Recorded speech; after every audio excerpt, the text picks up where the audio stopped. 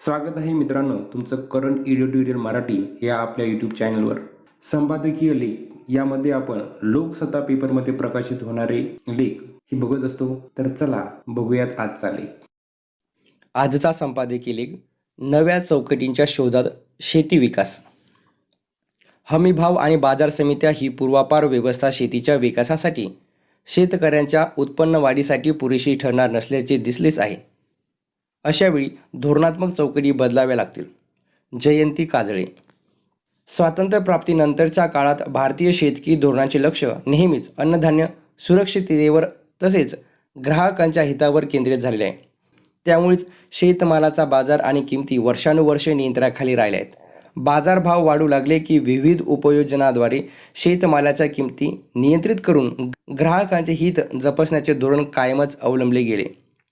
विविध अभ्यास असे दर्शवतात की अशा धोरणामुळे शेतकऱ्याला मिळणाऱ्या किमती अनेक वर्ष दबलेल्या राहिल्या. उत्पादन वाढत गेले तरी शेतकऱ्यांचे सरासरी उत्पन्न अथवा नफा वाढून शेतीमध्ये गुंतवणुकीला प्रोत्साहन मिळेल असे वातावरण निर्माण होऊ शकले नाही. 3 कृषी कायदे हे अनेकांना आशादायी वाटले ते यामुळे ते मागे घेण्यात आल्यानंतरही शेती हा राज्यांच्या अखत्यारीतील विषय असल्याने राज्यात यावर फेरविचार होऊ शकतो. आणखी एक मुद्दा असा की शेतीसाठी पूरक म्हणजे सिंचन, दळणवळणाची साधने, माल साठवणुकीची गोदामे यात सरकारी गुंतवणूक वाढली की खाजगी गुंतवणुकीलाही प्रोत्साहन मिळते. परंतु सार्वजनिक गुंतवणुकीत अनेक वर्ष पुरेशी वाढ न झाल्याने त्याचा विपरीत परिणाम खाजगी गुंतवणुकीवर झाला. सरकारी पातळीवरून खते, बियाणे, वीज, पाणी यासाठी अनुदाने दिली गेल्याचे दिसून येते.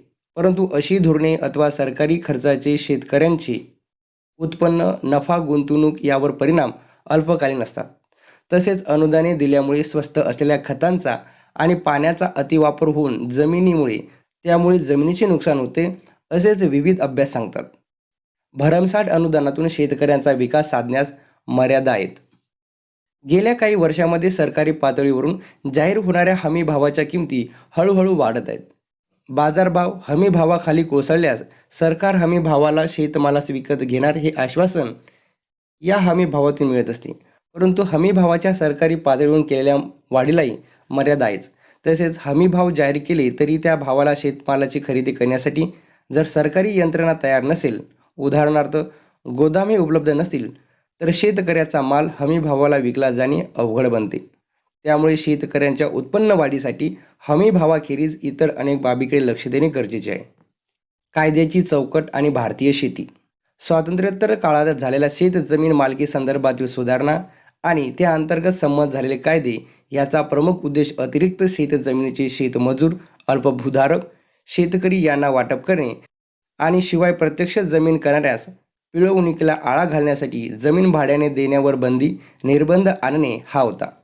त्यानुसार 1960 आणि 1970च्या दशकामध्ये विविध राज्यांमध्ये शेत जमीन भाडेतत्त्वावर देण्यावर बंदी अथवा निर्बंध आले. काळाच्या ओघात या नियंत्रण चौकटीमुळे अनेक प्रश्न उभे ठाकले आहेत. भाड्याने जमीन कसण्यासाठी देण्यावर कायद्याने बंदी असल्याने आज अनेक राज्यांमध्ये जमीन अनौपचारिक पद्धतीने भाड्याने दिली जाते. अशा प्रकारे जमीन कसणाऱ्याला पीक कर्ज किंवा गुंतवणुकीसाठी कर्ज आणि विविध सरकारी योजनांचे लाभ मिळत नाहीत. कायद्यात अनेक जाचक तरतुदी असल्याने अनेक ठिकाणी स्वतःच्या जमिनीला भाड्याने घेतलेल्या जमिनीची जोड देऊन शेती उत्पादन आणि उत्पन्न वाढवणे हेही अल्पभूधारक कुटुंबासाठी जिकिरीचे बनले आहे. अशा अडचणीमुळे बदलत्या काळानुसार या कायद्यामध्ये जमीन मालक आणि भाडेकरी शेतकरी या दोन्ही बाजूंचे हित जपण्यासाठी योग्य बदल करणे अनिवार्य झाले आहे. 2016 साली नीती आयोगाने या संदर्भात आदर्श कायद्याचा मसुदा model agriculture land leasing act तयार केला. त्यावर चर्चा होऊन कायदा संमत होणे महत्त्वाचे ठरले असते. ही चर्चा घडून आणण्यासाठी राज्य सरकारांनी पुढाकार घेणे उचित ठरले. दुसरी नियंत्रण चौकट म्हणजे शेतमालाच्या विक्री संदर्भातील कायदे.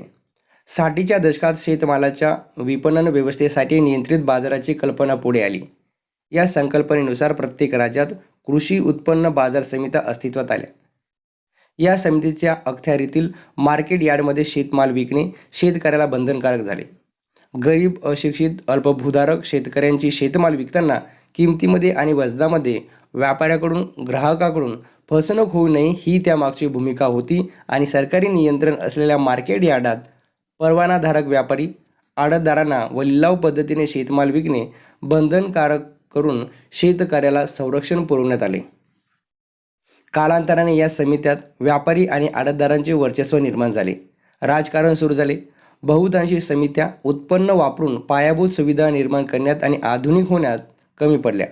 अशा परिस्थितीत एकीकडे शेतमालाला फायदेशीर किंमत मिळणे आणि मार्केट यार्डच्या सेवा सुविधा मिळणे शेतकऱ्यासाठी दुरापस्त ठरत गेले, तर दुसरीकडे शेतमाल बाजार समितीच्या मार्केट यार्डमध्येच विकण्याचे आणि सेवा शुल्क भरण्याचे बंधन शेतकऱ्यावर होतेच. म्हणजे शेतकऱ्याला तोंड दाबून बुक्क्यांचा मार. या व्यवस्थेत बदल करण्याची निकड आज जाणवू लागली आहे. शेतमालाच्या विक्रीसाठी केवळ सरकारी संस्थांवर अवलंबून राहण्यापेक्षा कायद्याच्या चौकटीमध्ये खाजगी क्षेत्र शेतकऱ्यांना विक्रीसाठी खुले करून जिथे चांगला भाव मिळेल तिथे देशांतर्गत आणि देशाबाहेरही विक्री करण्याचे स्वातंत्र्य असणे आणि त्यासाठी शेतकऱ्यांना सक्षम बनवणे याची नितांत गरज निर्माण झाली आहे. गेल्या 15 वर्षापासून चर्चा सुरू असलेल्या आणि 2020 साली केंद्रीय पातळीवर संमत झालेल्या आणि नंतर मागे घेतलेल्या शेती कायद्यांचा हेतू शेतमालाच्या विपणनात सुधारणा घडवून शेतकऱ्याला विक्री स्वातंत्र्य देणे हा होता. या कायद्यातील सुधारणामुळे शेतमाल खरेदी विक्रीसाठी अधिक संधी आणि स्वातंत्र्य मिळून शेती क्षेत्रात गुंतवणुकीचे प्रमाण वाढू शकेल असे अनेक अर्थतज्ज्ञांना वाटत आहे. आज शेतमाल साठवणुकीसाठी गोदामे, शीतगृहे, शेतमाल वाहून नेण्यासाठी योग्य तापमान असलेली वाहने व इतर अनेक सुविधा यात मोठ्या प्रमाणात गुंतवणुकीची गरज आहे. शेतमालाच्या मागणीचे स्वरूप आता बदललेले आहे. उंचावलेले जीवनमान, शहरीकरण आणि इतर अनेक कारणांमुळे लोक केवळ गहू, तांदूळ, डाळीचा आहार घेण्यापेक्षा फळे, भाज्या, प्राणीजन्य पदार्थ, विविध पद्धतींनी प्रक्रिया केलेले पदार्थ खात आहेत. काळाच्या ओघात या कायद्यावर प्रत्येक राज्यात समग्र चर्चा होऊन सुधारणांच्या दिशेने प्रयत्न होतील अशी अपेक्षा आहे. शेतीची पुढची वाटचाल. थोडक्यात पारंपरिक पद्धतीने अनुदाने देऊन आणि हमी भावाचे धोरण राबवून शेतकऱ्यांचे उत्पन्न टिकवून ठेवण्यासाठी संरक्षण मिळतेच, परंतु याशिवाय भविष्यातील प्रगतीसाठी शेतीमधील गुंतवणूक वाढवणे महत्त्वाचे आहे. त्यासाठी सुयोग्य आणि कालानुरूप कायदे करून मूलभूत सुधारणा घडवून आणणे याला पर्याय नाही. तसेच या चौकटीतून अनिर्बंध खाजगी व्यापार आणि सरकारी एकाधिकारशाही या दोन्ही टोकांच्या विचारधारांना बाजूला ठेवून व्यावहारिकदृष्ट्या अर्थपूर्ण अशी शेती उत्पादने आणि व्यापाराची प्रतिरूपे उदयास येणे महत्त्वाचे आहे. उदाहरणार्थ, शेतकऱ्यांनी, विशेषतः अल्पभूधारक शेतकऱ्यांनी निविष्ठा, इनपुट खरेदी कमी दरात आणि उत्पादनाची विक्री जास्ती दरात व्हावी म्हणून औपचारिक, अनौपचारिक शेती उत्पादन कंपनी अथवा संस्था पद्धतीने एकत्र येणे ही काळाची गरज बनली आहे. त्याचे महत्त्व अर्थतज्ज्ञ, कृषीतज्ज्ञ आणि धोरणकर्ते याच्या पातळीवर ओळखले गेले आहे. शेती संबंधित खाजगी अथवा सरकारी संस्थांकडून शेतकऱ्याला उत्तम सेवा मिळणे आवश्यक आहे. तसेच या संस्थाद्वारे शेतकरी कुटुंबाला प्रशिक्षण आणि कौशल्य विकास याद्वारे उद्यमशील बनवणे, दर्जेदार शेतमालाचा पुरवठा होण्यासाठी प्रोत्साहन देणे, शेतमालासाठी जिथे देशांतर्गत आणि देशाबाहेर मागणी तिथे पुरवठा करण्यासाठी योग्य बाजार आणि बाजारभाव मिळवून देणे महत्त्वाचे आहे. शेतकऱ्याकडून अंतिम ग्राहकापर्यंत शेतमाल पोहोचण्यासाठी पुरवठा साखळी मजबूत करणे आणि मालाच्या किमतीमध्ये कसणाऱ्याचा हिस्सा वाढवण्यासाठी आणि दलालांचा कमी करण्यासाठी व्यवस्था उभारणे आवश्यक आहे.